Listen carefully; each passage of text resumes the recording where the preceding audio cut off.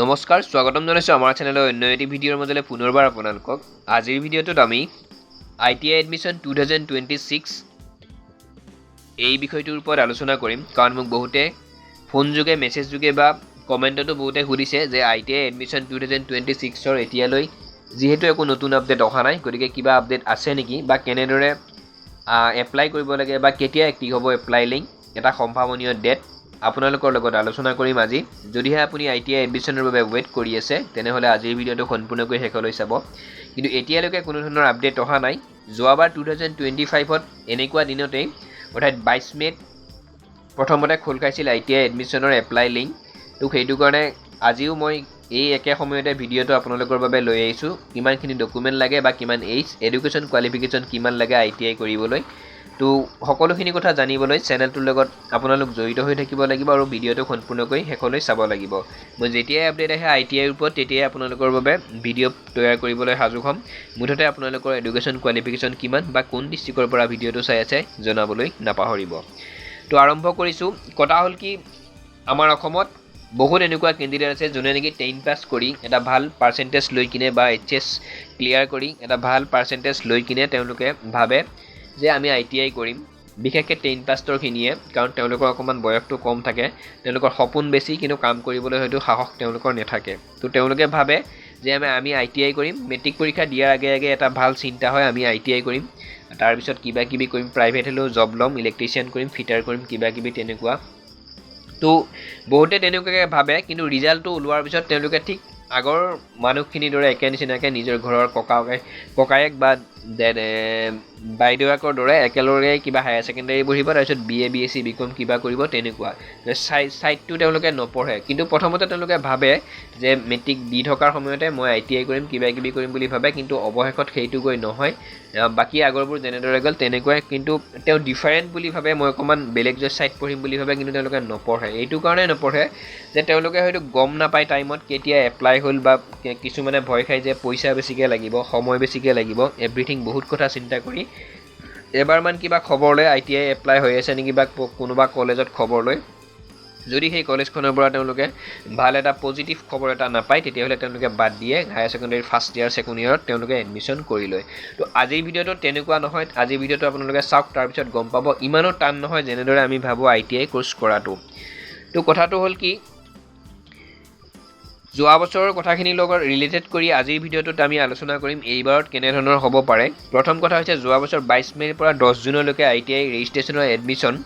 যি ৰেজিষ্ট্ৰেশ্যন প্ৰক্ৰিয়া online apply সেয়া আৰম্ভ হৈছিল 22 মেৰ পৰা 10 জুনলৈকে আৰম্ভ হৈছিল তো এতিয়াও এইবাৰো বৰ্তমানলৈকে নতুন আপডেট অহা নাই বা নটিফিকেশ্যন অহা নাই আহিলে মই জনাম টেনশ্যন ল'ব নালাগে মে' মাহৰ শেষৰ পৰা জুনৰ ফাৰ্ষ্ট উইকৰ ভিতৰত ITI এডমিশ্যনৰ নটিফিকেশ্যন আহিব বা এপ্লাই লিংক খোল খাব আপোনালোকৰ সাজু থাকক ডকুমেণ্ট কি লাগে মই কৈ আছোঁ সেই বস্তুখিনি ৰেডি কৰক যোৱা বছৰ ৰেজিষ্ট্ৰেশ্যন হৈছিল 22 মেৰ পৰা 10 জুনলৈকে এইবাৰো তেনেকুৱাই হ'ব মে' মাহৰ লাষ্ট উইক জুন মাহৰ ফাৰ্ষ্ট উইকৰ ভিতৰতে এই কামখিনি সমাপন হ'ব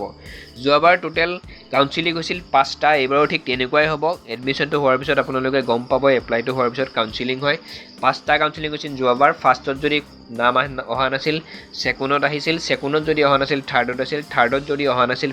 ফ'ৰ্থত আহিছিল ফ'ৰত যদি অহা নাছিল ফিফথত আহিছিল আৰু ফিফথতো যদি আপোনালোকৰ কাউন্সিলিঙত নাম অহা নাছিল পাৰ্চেণ্টেজ কম আছিল তেনেহ'লে স্পট এডমিশ্যন হৈছিল আপোনালোকৰ এই স্পট এডমিশ্যনত 3টা হৈছিল স্পট এডমিশ্যন তাতেও যদি আপোনালোকৰ ফাৰ্ষ্টটোত নহ'লে ছেকেণ্ডটোত হৈছিল ছেকেণ্ডটোত নহ'লে থাৰ্ডত হৈছিল থাৰ্ডত যদি হোৱা নাই আপুনি কিন্তু প্ৰাইভেটত নাম ল'ব লাগিব ITI প্ৰাইভেটত নাম লগালে এটাই কথা পইচাটো অকণমান ভেজালটো বেছি হয় পইচা পাতি অকণমান বেছি হয় আমাৰ অকণমান মধ্যবিত্ত শ্ৰেণীৰ কাৰণে কিন্তু প্ৰাইভেটত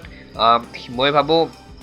চাৰ্টিফিকেটটো অকণমান সোনকালে পায় কিন্তু ভেজাল তাত বহুত খোকোজা বা বহুত বেমেজালি বহুত নাথাকে গভৰ্ণমেণ্টত অকণমান প্ৰচেছিংবিলাক দীঘলীয়া হয় কিবা কিবি ডকুমেণ্টৰ বহুত প্ৰয়োজন হয় গভৰ্ণমেণ্টত যদি আপুনি ছিট পায় কিন্তু প্ৰাইভেটত যদি টকা পইচা দি কিনে আপুনি ল'ব পাৰে চাৰ্টিফিকেটখন অকণমান সোনকালে পায় গভৰ্ণমেণ্টত অকণমান জামালা থাকে পইচা পাতিৰ খেল নাথাকে যদিও গভৰ্ণমেণ্টত অকণমান প্ৰচেছিংটো দীঘল হয় হয়তো 2 বছৰীয়া কোৰ্চটোত আপুনি চাৰ্টিফিকেটখন ওলাওঁতে গভৰ্ণমেণ্টত হয়তো 3.5 বছৰ 4 বছৰ লাগিব পাৰে কিন্তু প্ৰাইভেটত 2 বছৰীয়া কোৰ্চটোত 2.5 বছৰৰ ভিতৰত আপুনি সুন্দৰকৈ চাৰ্টিফিকেটখন লাভ কৰিব ঠিক আছে এতিয়া হয়তো কথাখিনি বুজি পাইছে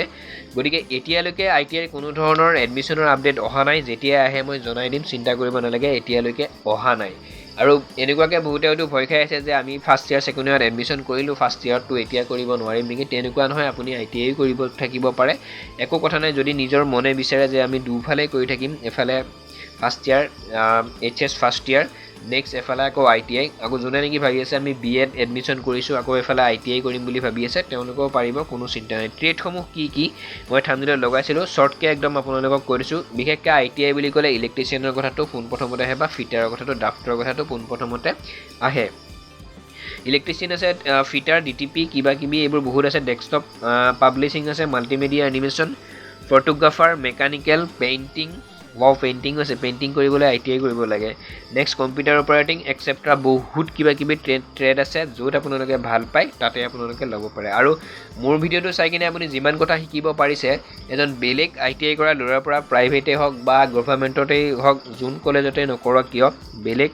ITI পঢ়ি অহা বা চাৰ্টিফিকেট লোৱা কেণ্ডিডেটৰ পৰা বা ল'ৰা ছোৱালীৰ পৰা যদি আপোনালোকে প্ৰেক্টিকেলি যদি তেওঁক ফেচ টু ফেচ কথাখিনি পাতি কিনে সুধি লৈ আৰু ভালদৰে বুজি পাব গতিকে সেইটো কৰাটো মই ভাবোঁ আপোনালোকৰ বাবে বেষ্ট ঠিক আছে তো যোগ্যতা কিমান লাগে মই থাম্বনেইলত উল্লেখ কৰিছিলোঁ 8 পাছৰ পৰা ITIত এডমিশ্যন কৰিব পাৰি কোনো কথা নাই যদি আপোনালোকৰ 8 পাছৰ চাৰ্টিফিকেট থাকে মাৰ্কশ্বিট থাকে 10 পাছৰ পৰাও পাৰে ন্যূনতম 8 পাছৰ পৰা পাৰে 10 পাছেও পাৰে 12 পাছে পাৰে ডিগ্ৰী গ্ৰেজুৱেট যিয়েই নহওক কিয় যোনেই নহওক কিয় ITIত এডমিশ্যন কৰিব পাৰে কোনো কথা নাই সেইটোত আহি নপৰে যে আপোনালোকৰ ন্যূনতম শিক্ষা 8 পাছৰ পৰা আপুনি আবেদন কৰিব পাৰিব নেক্সট কথা এডুকেশ্যনেল আপোনালোকৰ কিমানখিনি চাৰ্টিফিকেট লাগিব সেইটোও মই উল্লেখ কৰিছিলোঁ ডকুমেণ্ট এডুকেশ্যনেল চাৰ্টিফিকেটখিনি লাগিব মাৰ্কশ্বিট ৰেজিষ্ট্ৰেশ্যন বা এইখিনি আমাৰ যিখিনি এডমিট কাৰ্ড সেইখিনি বস্তু লাগিব এডুকেশ্যনেল চাৰ্টিফিকেটখিনি নেক্সট আপোনালোকৰ কাষ্ট চাৰ্টিফিকেট বিচাৰিছিল যোৱাবাৰ বাৰ্থ চাৰ্টিফিকেট বিচাৰিছিল যোৱাবাৰ এইবাৰো ঠিক একে হ'ব ফটো লাগিব ছিগনেচাৰ লাগিব সেইখিনি একদম জেনুইন বস্তু সেইখিনি আপোনালোকৰ আছে মই ভাবোঁ ঠিক আছে তো ইমানখিনিয়ে আছিল বৰ্তমানলৈকে এতিয়ালৈকে কোনো ধৰণৰ কিন্তু ITIৰ ওপৰত আপডেট অহা নাই যেতিয়াই আহে মই তেতিয়াই জনাম চিন্তা কৰিব নালাগে এপ্লাই আপোনালোকে বা এপ্লাইও কেনেকৈ কৰিব লাগে নিজৰ ফোনতে মই আপোনালোকক দেখুৱাই দিব পাৰিম চিন্তা কৰিব নালাগে চেনেলটিৰ লগত জড়িত হৈ থাকিব চেনেলটি ছাবস্ক্ৰাইব কৰিব এতিয়ালৈকে কিন্তু অহা নাই তো মোক বহুতে সুধি আছিল যে ITI খবৰ কি ITI এতিয়ালৈকে দেখোন এইবাৰ অহা নাই হয় এতিয়ালৈকে অহা নাই কিন্তু যোৱাবাৰ ঠিক এইকেইদিনৰ ভিতৰতে আহিছিল মে'ৰ শেষৰ পিনে জুনৰ ফাৰ্ষ্ট উইকৰ পিনে ITI এডমিশ্যনৰ এপ্লাই হৈ আছিল সেইটো কাৰণে এইবাৰো একদম টাইম টু টাইম আপোনালোকক ভিডিঅ'টো আপলোড কৰিছোঁ সম্পূৰ্ণ ভিডিঅ'টো ইমানে আছিল সম্পূৰ্ণকৈ শেষলৈ চোৱাৰ বাবে পুনৰবাৰ ধন্যবাদ জনাইছোঁ আৰু আজিৰ ভিডিঅ'টিৰ সামৰণি মাৰিছোঁ জয় আই অসম